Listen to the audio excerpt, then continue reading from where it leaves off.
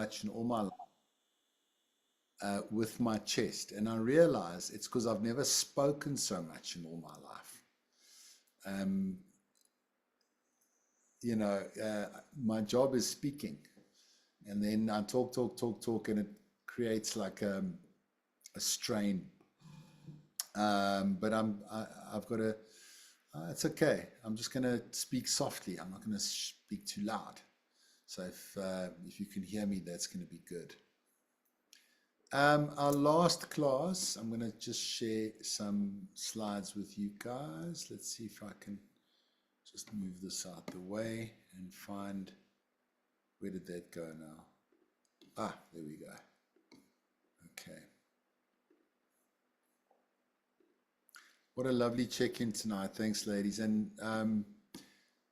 this is the last time we'll be checking in this way, unless you bring it into your teach back sessions, but I know time is limited, so we don't do these big check-ins when in the teach backs. But I thought, it's a big part of the program. Big part of every session is to check in, community, talk, how's the practice going, how's life going, and always very inspirational, because I always feel that when we do practice, stuff starts to change and stuff starts to happen.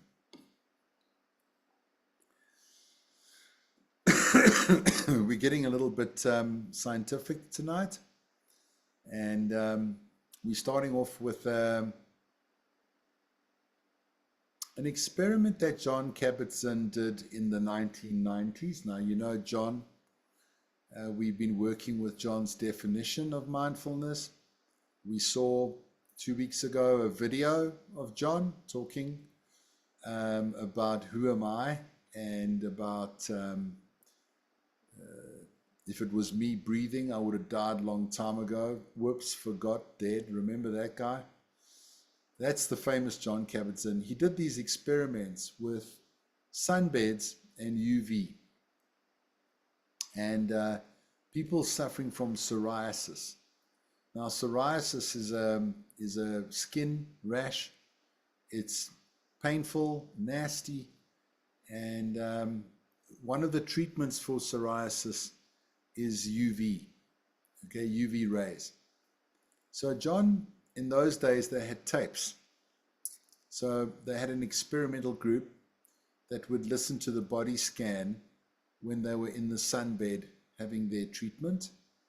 And then there was another group, control group, that did not listen to anything. And there was a difference between the two groups. This is the difference. The marker is normally 50% skin clear. And interestingly enough, the control group that did not listen to the body scan, it took them 85 days to get to 50% skin clear. Those that did listen to the body scan took 48.5 days to get to 50% skin clear. So quite evident that mindfulness and doing mindful practice can heal the body double time.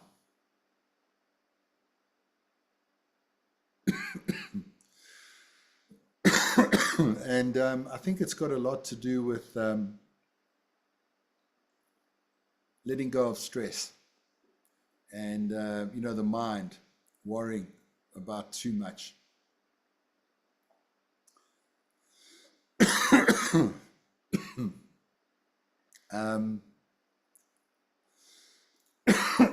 Sorry.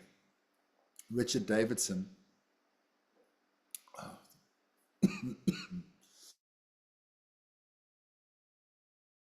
Sorry.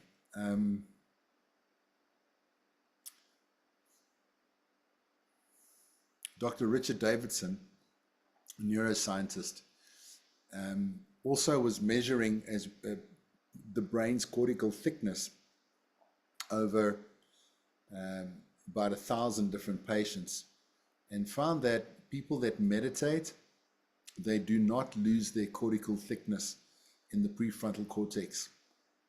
You see their meditators as compared to controls. Controls are the red color.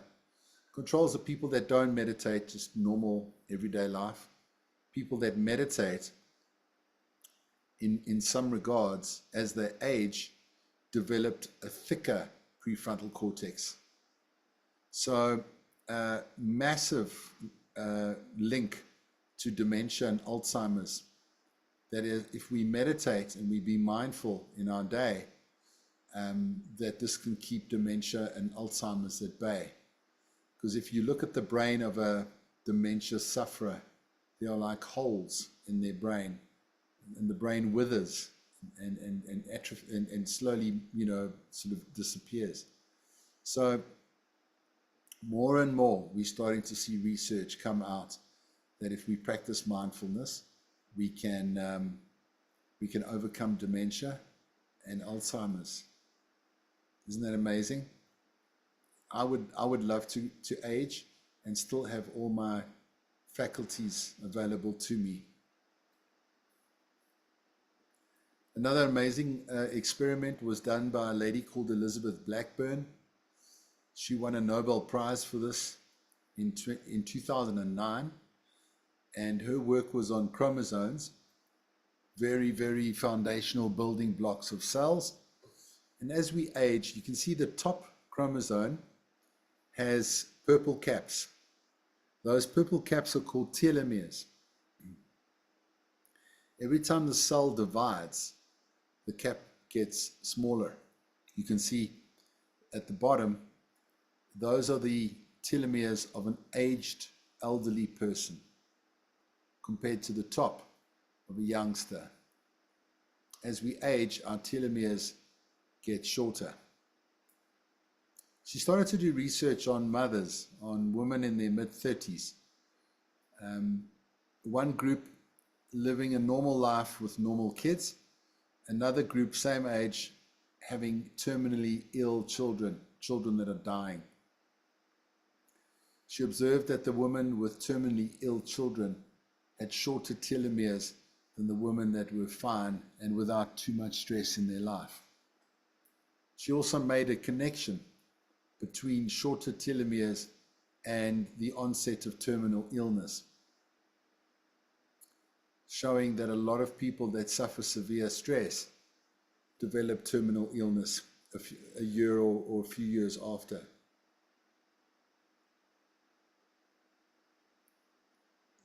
Basically, a direct link between how stress kills us if not managed.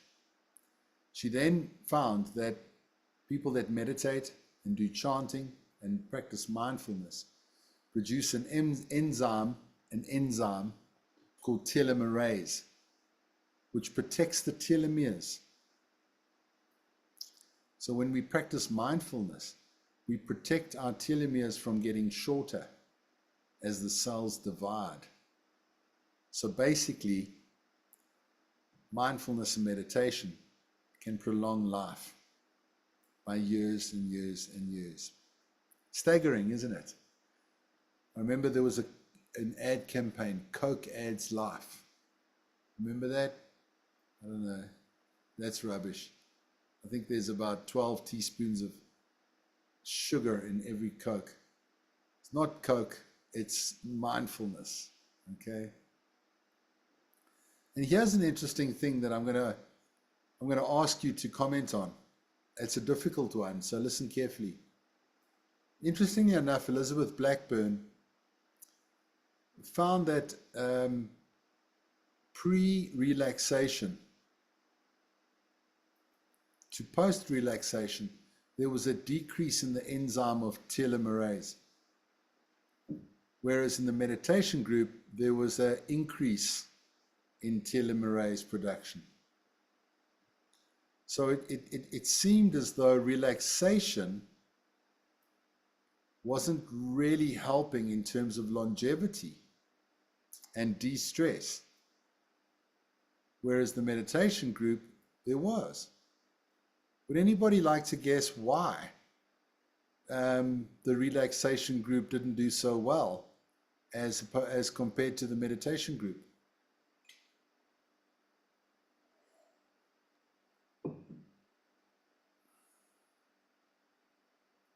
Any guesses?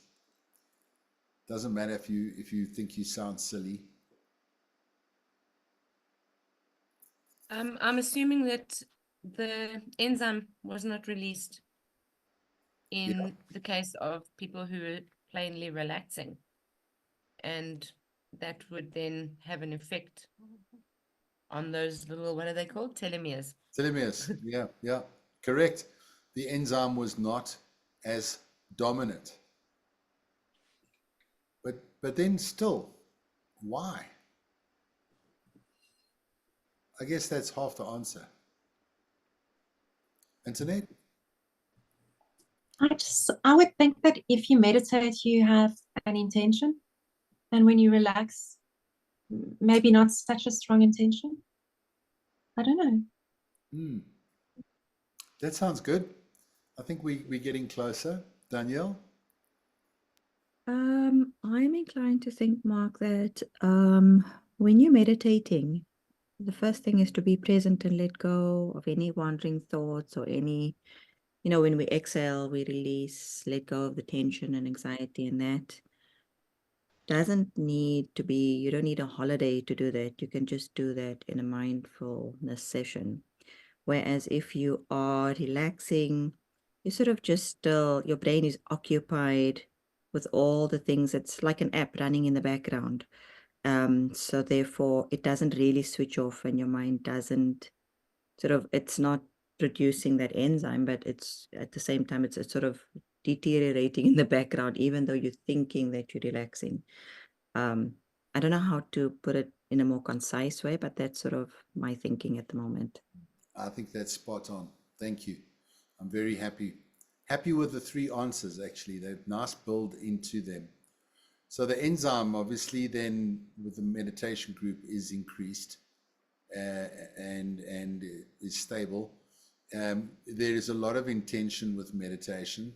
I agree, Antoinette. And then let's say relaxation involves going to the spa for a treatment or Mauritius on a holiday. But I found that our worries and our fears and our anxiety is unmanaged when we are relaxing. They're still there, as Danielle says, like an app doing its thing in the background.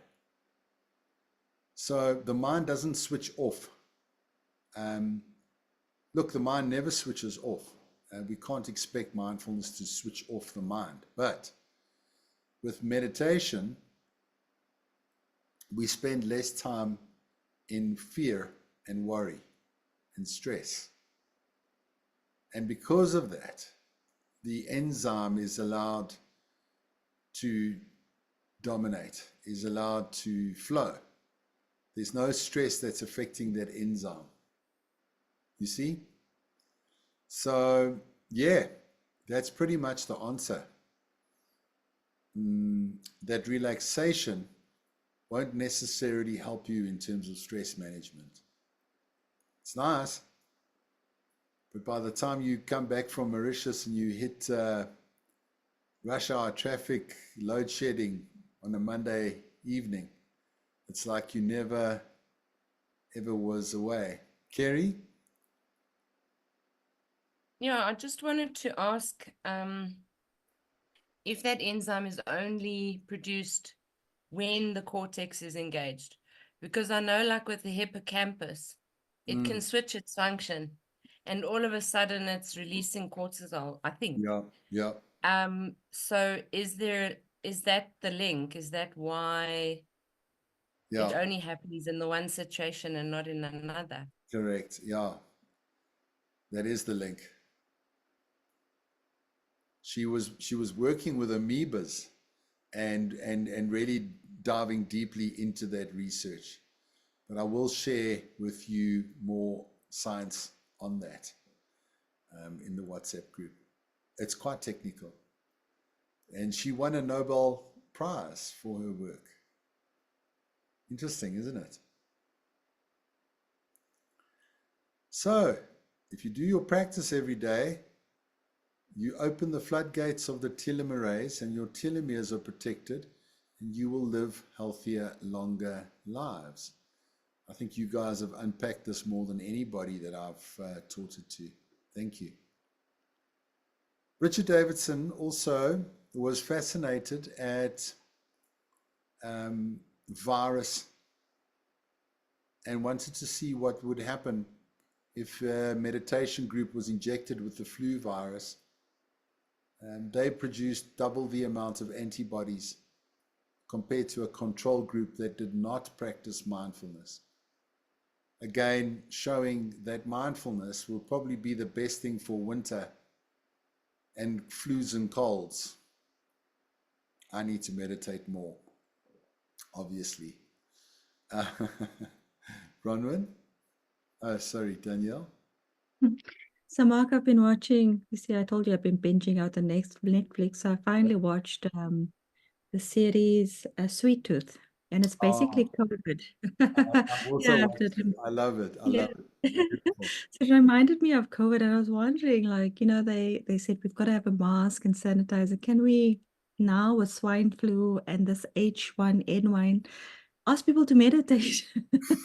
Because I mean, really, if it's going to help you in Oh, all areas of your life, why not? Because our mental health has tanked like big time, but our physical health is not getting any better either. And all these pharmaceutical solutions are not the only way to go. I'm sort of, I've got a balanced, I would like to think a balanced view, but I do think you need to take both sides of the equation into account. So I think, yeah, maybe somebody up high needs to say, let's meditate, guys. I mean, I think that's where the East is probably ahead of us in this regard. I don't know. I don't know what their stats look like, but I think they're a lot more practiced than what we are. Yeah, absolutely. But it's also their culture accepts it more than our culture accepts it. Meditation, the word meditation, still very much looked down on by many of our religions in this country, still to this day. So it's sad. And the main reason is very simple. It's just that we are managing our stress. And stress is the thing that reduces our ability to fight illness and disease. Our immune system takes a knock when we are stressed. If you are meditating and living a good life, your stress levels are not as high, and therefore your body is stronger. So I often say healthy mind equals healthy body. People often say healthy body equals healthy mind, but I like to flip it. And it really does come from the mind. So yeah, thanks, Danielle. I wish we should actually in winter promote mindfulness more as a flu buster. Again, there's our definition and the attitudes of non-judgment, non-reactivity, and open-heartedness. We've covered the non-reactively very, very extensively, non-judgmentally. We touched on that last week, 2 weeks ago. We had lots of time to think about it, practice it. And open-heartedly we did as well, for self-compassion and compassion for others, and practices that are around that as well.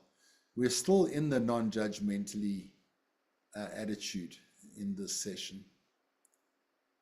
There's our attitudes. So here's an interesting story, and I'm going to share this with you in the WhatsApp group as well. There's a lady called Ellen Langer. I don't know if anyone's heard of her. She is an elderly Jewish lady. She's been doing research on mindfulness for about 30 years. And this was one of her experiments, her famous experiment called the counterclockwise study. She had a group of elderly men in their 80s that volunteered for the study. these men were put on a bus and taken to a mansion in the USA, and they were going to stay in a house for a month. They're going to live together. Before they went in the house, their mental capacity and physical capacity was analyzed and researched. During their stay in the house, they had magazines that dated back 30 years prior, TV shows, pictures on the wall, even the radio stations. Everything in the house suggested that it was 30 years prior to the experiment, which meant that they were in their 50s in their mind, okay? Because they were made to feel like it. They analyzed their physical abilities and mental capabilities after the month. They were also surprised to see many of the men walking up the stairs without any assistance. They were kicking the soccer ball in the garden. And they were running around the house as if they were younger men. What they could not do when they entered into the house. Their bodies and their minds changed. They became younger. Isn't that interesting?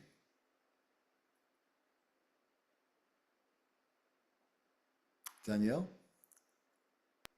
Sorry, Mark, I just had to share. So today I was driving on my way to somewhere, an appointment. And what you're talking about now, sort of, I don't know about Oriel and Bronwyn, but like in the colored community here in P, and I've seen it in Joburg too. It's like, yeah, you call them like sort of the Casanovas, the guys that like, they just don't get old, like this that you're talking about now. They've just got this naturally, where they still dress younger, they still want to be hip and cool. And even when I was there, I went to this popular colored club called Poppies, and there was this old guy dancing Wow. in his mind, and the way he dressed, he was still young. He was still dancing to the music of younger generations. And mind you, my ex-partner, similar situation. And yes, it does sort of, some people are fortunate that they just have that. I don't know if it's a good or a bad thing because there's a maturity factor. But yeah, I think it does definitely make a difference in terms of the mindset that you apply, because it's how old you feel. It's not your biological age that actually determines how old or young you are.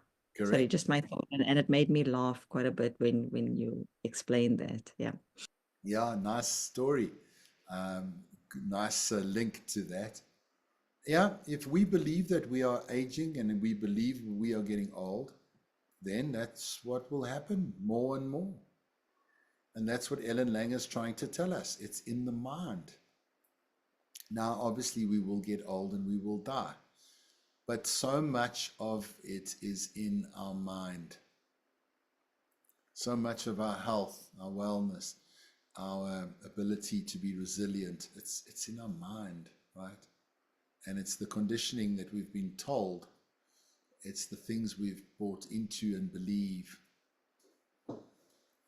Quite a radical experiment. And then she went on to do another one with chambermaids, ladies in the States that work in hotels. She had a control group and she just told them nothing. Experimental group were taken on a 2-day workshop and explained that the job that they do is very labor intensive, which means they are scrubbing, sweeping, vacuuming, washing, ironing, etc. And all of that is very labor intensive. And all of it is exercise. She went into detail about the muscle groups that the women employ when they are working. There was a big difference between the two groups after 3 months. Both groups were encouraged not to change their lifestyle in any way. not to go to gym anymore or any less, and not to eat any different. What do you think was the difference between the control group and the experimental group?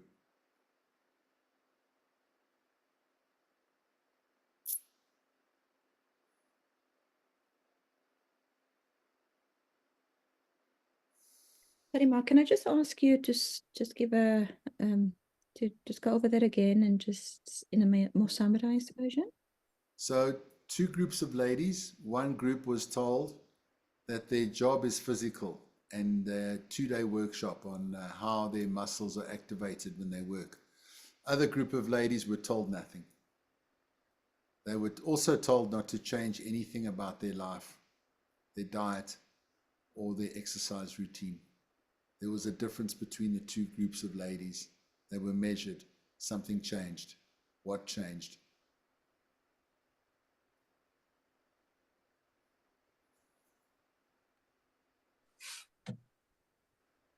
I would think they lost weight probably, and I don't know, their muscles might have been sore because they were made.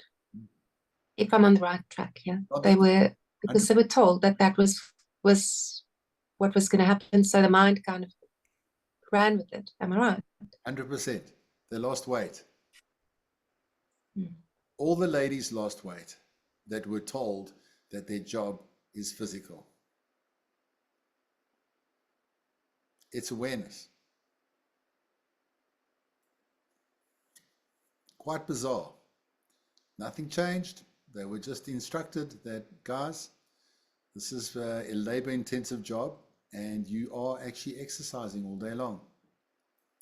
When I was younger, in my 20s, even earlier, I was really into gym, and I would go to the gym. I had a training partner, was into muscle building. I even had a book by Arnold Schwarzenegger, The Encyclopedia of Bodybuilding. And I loved that book. I was in admiration of Arnold. And in his book, he says the most important part of his training routine was to visualize his muscles growing. It's to see his muscles growing. And I thought, what kind of madness is this? How can you visualize your muscles growing? Anyway, it's there. Arnold said it, and it piqued my interest. It piqued my interest. Here's a picture of Arnie. There you go. Incredible physique. Some people think it's scary and ugly. I think it's incredible how he was able to do that.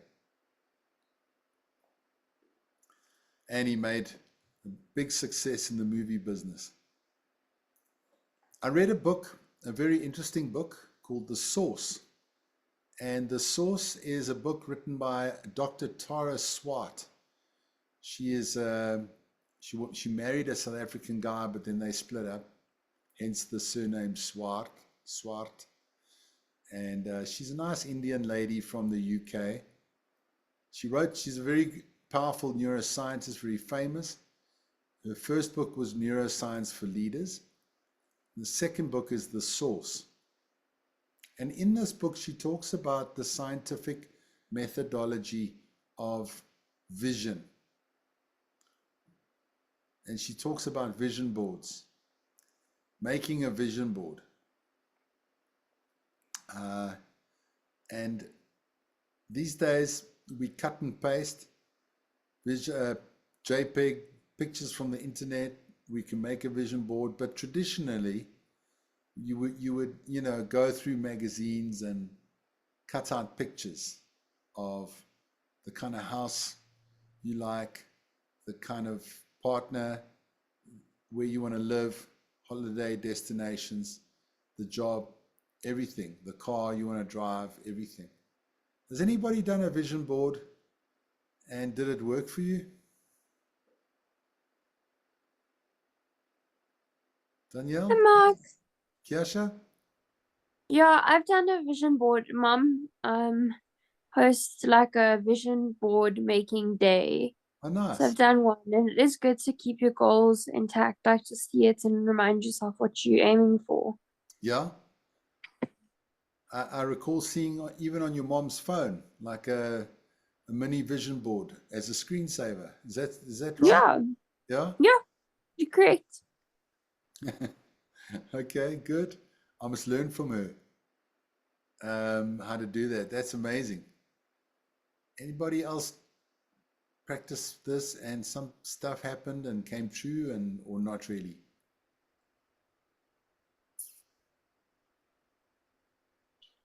I've done it for I haven't done it this year, but probably consistently for about 4 years. Okay. It was part of it was kind of part of something that I learned with one of my courses that I did. What I found with that was we approached it a little bit differently. So you would flip through magazines and then intuitively tune into the images that bounced out at you. So you would pull them out and then put a vision board together. And then what would be so interesting, and even now when I look back at vision boards, is how the subconscious mind actually pulled out things that you didn't know that you really wanted. At the time, it was just that the image really, really resonated with you. Yeah. So when you look back, you go like, oh my goodness, the chocolate business went into tea business. I never knew that. But at the time, I was really pulling out a whole bunch of teacups and, all kinds of things. So yeah, I think sometimes the subconscious mind can actually tell you stories about where you're going. Yeah. And not so much, so it's probably a combination of conscious and subconscious mind. But yeah, there's definitely power in it. Definitely. Wonderful. Thanks for sharing. Great story. Yeah, and it's an interesting angle how you just kind of go through and pictures that speak to you. Not sure why they jump out at you. It's a great way to do that. I think one of the biggest problems that I know of vision boarding is that we do it and then it gets stuck in the back of the cupboard somewhere, and we don't see it every day. But it's really important to maintain daily, top of mind, where you're going, where you want to go. And I don't know how it works. Well, I do know how it works according to Dr. Tara Swart. She has quite specific instructions as to how it works that I want to share with you. Because a lot of people think it's like the universe conspiring, or like you're making it clear to God or whatever. But I also entertain the scientific worldview, which is really around values and vision. So, and I think what Antoinette said is right, because you value those images or those items in those pictures. There's something you value. They have value to you. And those values then align with your vision.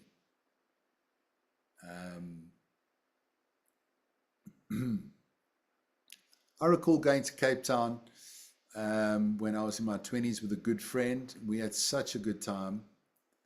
And he had a van like this, and it was painted with dolphins and sunflowers, and he's a really close friend. And we didn't have any money. We were broke. We stayed in the van. We didn't eat. It was, it was funny. But we had a really good time. We went to parties, and during the day we just hang out on the beach. And I really enjoyed that holiday. It was 2 weeks in the Cape. And now, even if I see a van like this parked in my neighbor's driveway or something, I'll go and have a look, and I might even make friends with the driver, and because I value that experience, I value this van. So because when I see this on the road, it makes me smile and it makes me feel good. I like it, So she says, that's kind of how vision boarding works, is that there's something called value tagging, where you are aware of that thing in your reality. You're very much aware of that in your reality. Okay?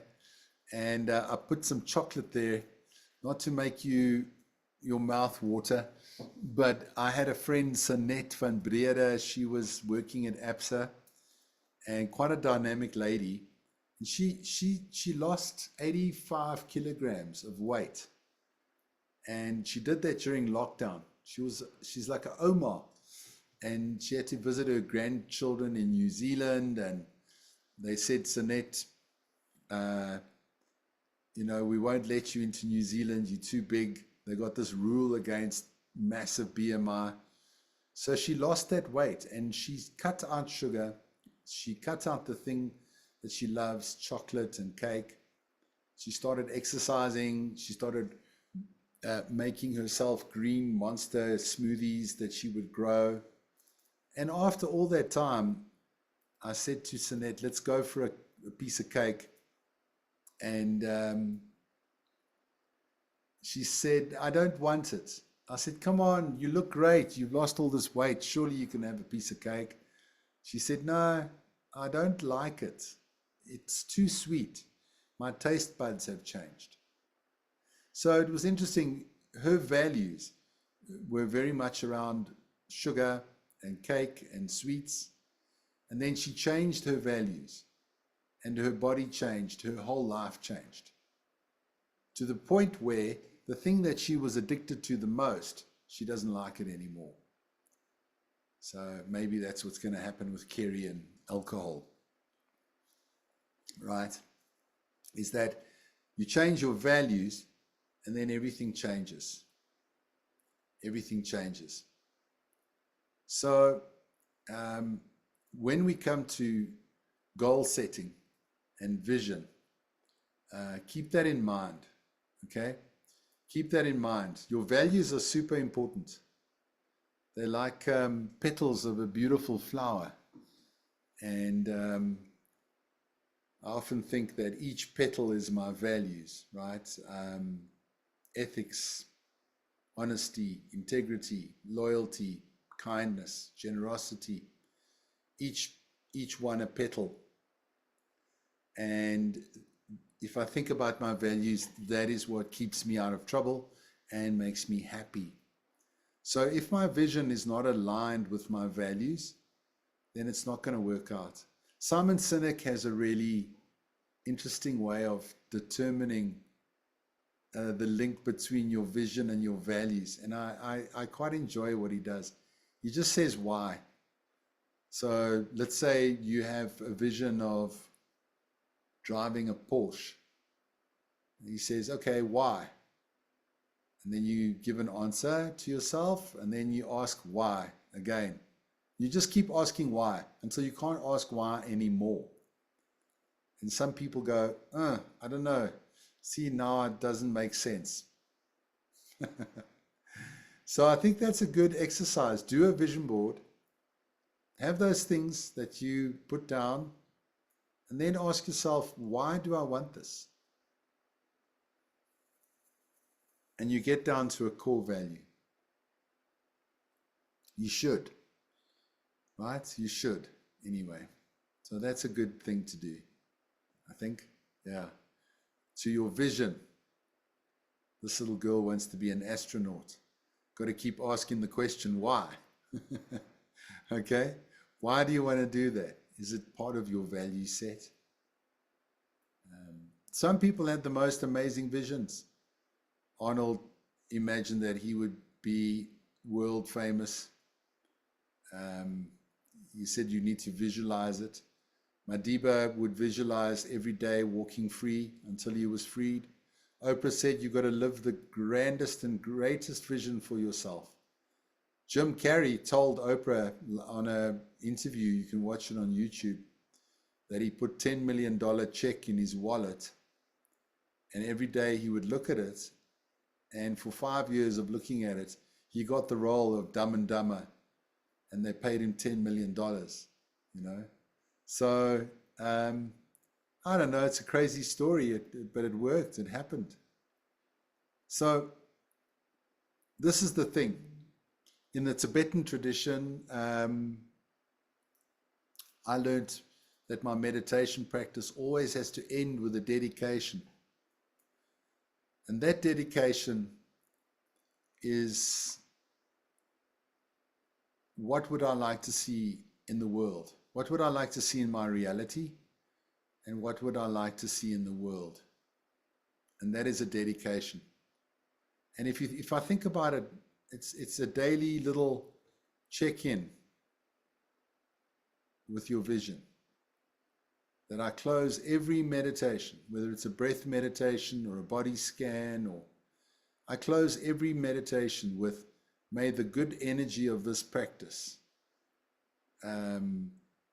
align with my vision, so that I may be of benefit to everybody in doing so, because that's a value of mine. Okay? Yeah. So let us do our practice. And this one is a visualization. Throughout this program, I've given you all different types of meditations: breathing, body scan, loving kindness, sound. Actually, there was a visualization in the EQ in class, what was it, 7, where we visualized breathing in whatever it is we want, and then breathing it to somebody else, what it is they want. Remember that? That's also a very cool vision practice to do. But here is a one from Dr. Tara Swart, and I have changed it slightly, so sorry, Doctor. Hers is good. It's in the book, and it involves these mirrors, but I did adapt it somewhat. And if you want to find the original meditation, you've got to read the book. Okay. Just want to check the chat, see what's happening there. Yes, 7 mirrors. Excellent. I think maybe I've led this before. You may have heard it. I actually created this image. Well, it was an existing image that I doctored.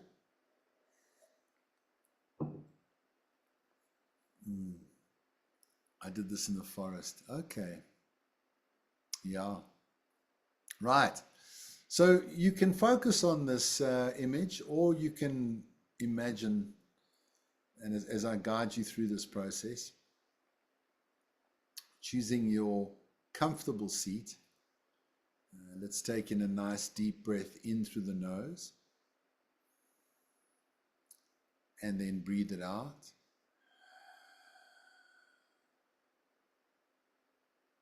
So we imagine that we walk into this really sacred space, beautiful wooden floors, big mirrors with gilded frames.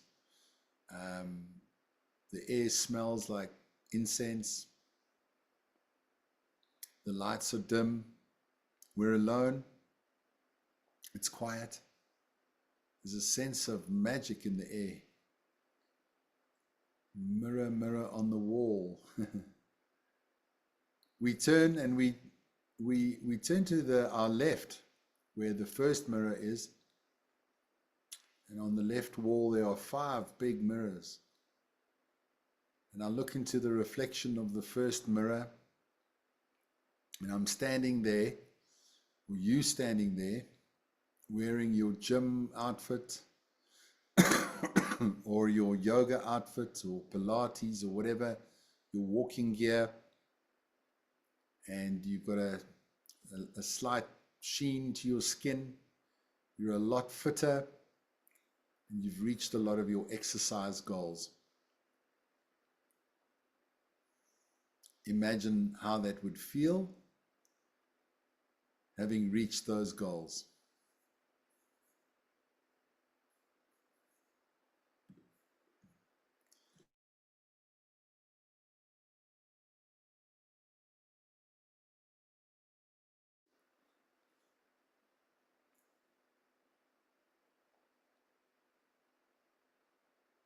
Bow to yourself in that reflection. You move to the second mirror on the wall. You look into that mirror, and there you are standing in your underwear, and it's who you are now.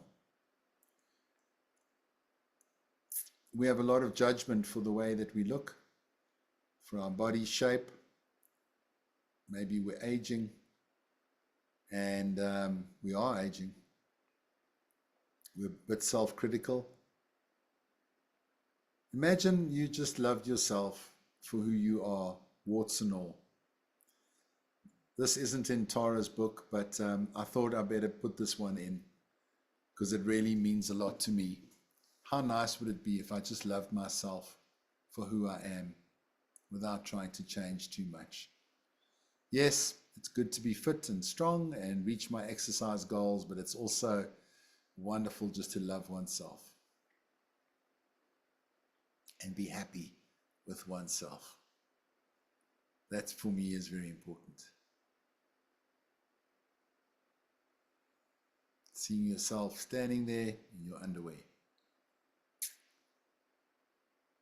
feeling confident. Bowing to yourself in that second mirror. We move to the third mirror. You look and you see a reflection. And the reflection is you are wearing your power outfit. You are dressed for success. It's a suit or a wonderful dress. And you're going to sign a big deal. You're feeling great. Imagine that feeling. Imagine what it is you're wearing, even maybe the perfume that you've got on.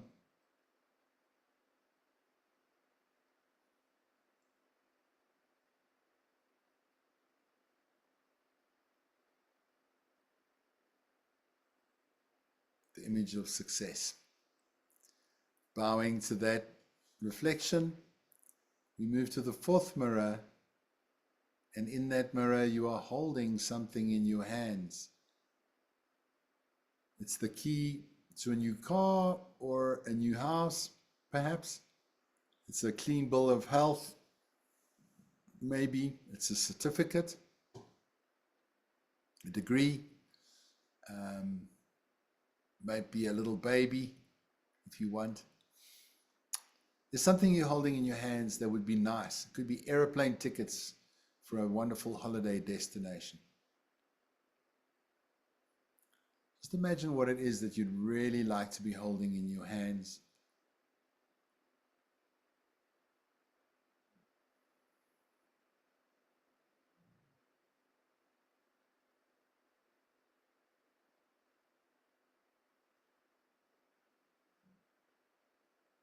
How would you feel? Try to paint it as visual as you can.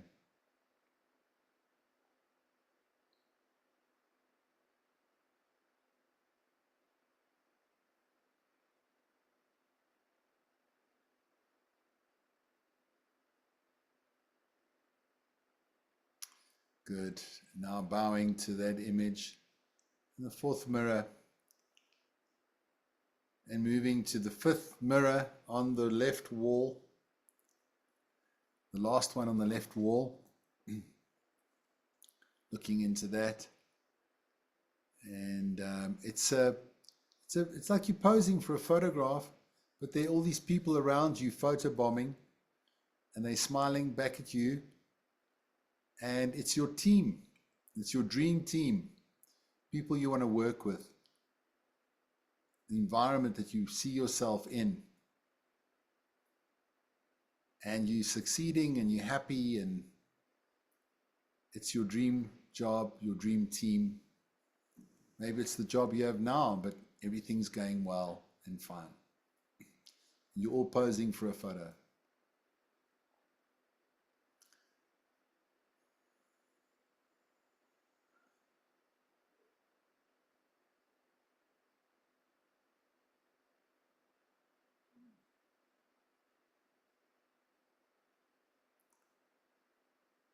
Okay, good. Bowing to that image in that mirror.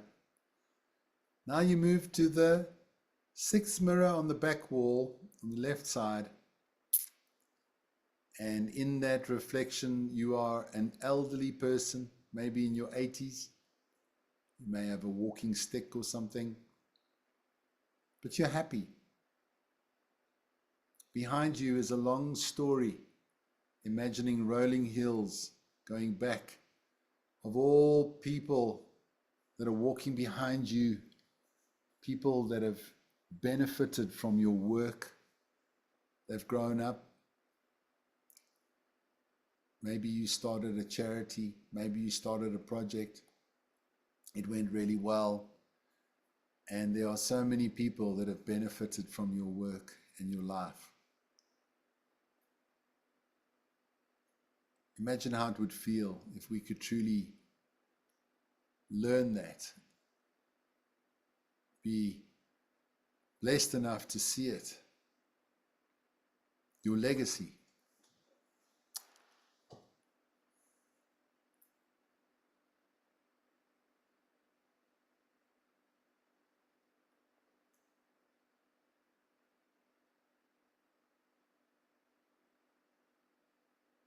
And we bow to the reflection of that old person who we are. And we move to the last mirror on the right wall. And we look into that mirror and we do not see a reflection at all. In fact, we just see a void, perhaps even spinning galaxies. The universe, and there's no reflection of yourself.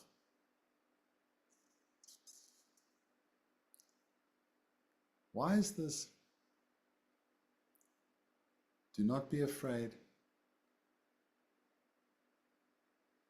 This mirror reminds us that we are far greater than we think we are, that our potential exceeds even what we can visualize. And we keep a fixed mindset, an open mindset, a growth mindset.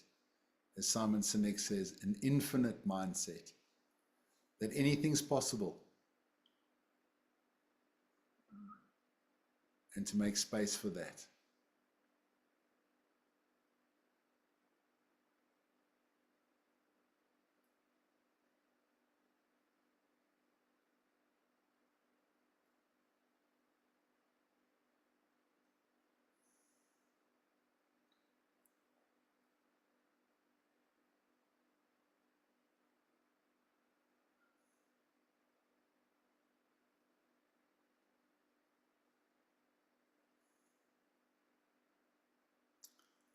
Okay, let's dissolve that visualization.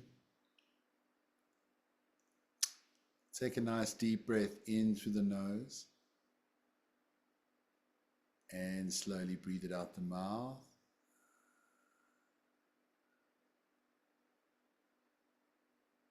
And opening the eyes, blinking the eyes open.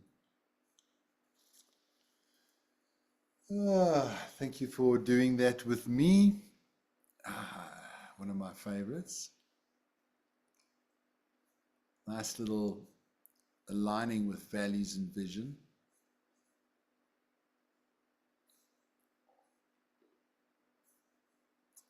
So our homework practice is to create an affirmation and to maybe say that affirmation daily. Maybe there's more than one affirmation that you would like to create. Write it down, even if they're silly. And then write down your values. And then kind of link the two. Do your values align with your affirmations? This is a good way to check in your journal practice. Here's an affirmation. Every day I'm attracting an abundance of wealth, prosperity, opportunities, and happiness into my life. I'm also receptive to good ideas and thoughts. Isn't that nice? And I included a picture of beads. I have a pair of beads. There's beads right here. You see, I hold in my hand. And I can say that again and again, like a mantra. I can say this mantra 100 times in one sitting. When we familiarize our mind with such affirmation, it has a better chance of becoming a reality. And it's not woo-woo. It's pure science. Aligning your values and your vision, your affirmation. Okay? There's another one. There are only two ways to live your life. One is though nothing is a miracle, and the other is as though everything is a miracle. Probably my favorite quote of all time. Love it. Albert Einstein. So, create your affirmation mantra. Track it with your values. Okay? And the meditation practice. Affirmation, journal, and meditation. And that is the home practice.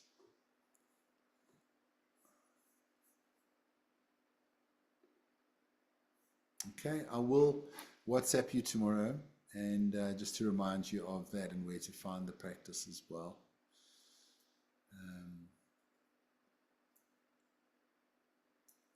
That's it for tonight, everyone. Thank you for joining the program, the course. I know that some of you are not going to carry on with the teacher training part, but if you'd like to attend and you don't want to, teach back, that's fine. You're welcome to attend and watch everybody else do theirs. Okay, that's an offer that I'm extending. Only if you have the time. All you have to do is sit back and watch, like Netflix. Okay? Or you're allowed to comment as well. So next week, when the teach backs happen, I'm going to invite all of you to comment. If some people say very nice, well done, and that's it. Some people go into a long story, they made notes, and they, that's great. But that's kind of how the process is going to go. And then I'll have my little clipboard, and I'll be making notes furiously. I have to work hard. I don't get to relax. Making sure I don't miss out on anything. Okay. So thank you for joining the 8-week program, which became a 9-week program because I wasn't well. But yeah, thank you for your patience. And it's been an absolute honor and a joy to share this with you and to facilitate the process. And just remember, the group work is brilliant. The information is great. But the best thing is that you develop a daily practice. And if you feel that your practice is not so good, don't worry. It will get better. This is just the beginning. Don't stop. Okay? Don't stop. Keep going. Choose your favorite practices. Keep going. Somebody sent me a message tonight. Hey, Mark, I finished my 200 hours. Fantastic. And she said, well, I guess it's not the end. It's just the beginning. And I was like, yes, you've got it. You've totally got it, because after 200 hours of practice, you will have an ingrained habit between your neural pathways. And that is going to be who you are. Some of you are already there. So well done. And if you're not there, it's okay. Take your time. You'll get there. All right. Thank you, ladies. Antoinette? Yeah, I just quickly wanted to say that I checked my timing today and I didn't realize I'm on 222 hours. And I really, really, really want to say that I now stand in the forest and I do these meditations for people without thinking, and it's because of the training. So yeah, anyway, I just wanted to say, carry on. Congratulations. That's brilliant news. Thank you. It's not really about that, but I wanted to more say that it really does. It sticks in the mind in the end, and it's a foundation. It really is. Thank you, Mark, so much for this Pleasure. work that you do. It's really amazing. Massive achievement, Antoinette. Well done. That's where it is. Right there. Well done. I'm putting the light on you. Stop turning it back on me, please. And don't go smoking vapes for your next No, no. I only realized afterwards what I had done. I really had no idea there was That is CBD or whatever in that vape. I was like, what on earth is this thing that I smoked? And he said to me it was a dagga vape. Yeah, that'll do it to you. Yeah, anyway, it's karma, hey? Oh, no, that is hilarious. Good I love that story. So funny. Made my night. I'm going to heaven now at least, eh? Absolutely. I came clean. Thank you, everyone. Thank you so much, Mark. Thanks, ladies. And we'll see you next week. And Oriel and I will get together. But keep warm, keep practicing. And yeah, if you meditate, the flu might not be so bad this winter. Remember that, okay? Okay. Adios. Bye. Thank you. Bye. Thanks. Bye, everyone. Bye, Oriel. Bye. Bye, everyone. Cheers, Bron. Cheers, Kerry, Danielle, Antoinette.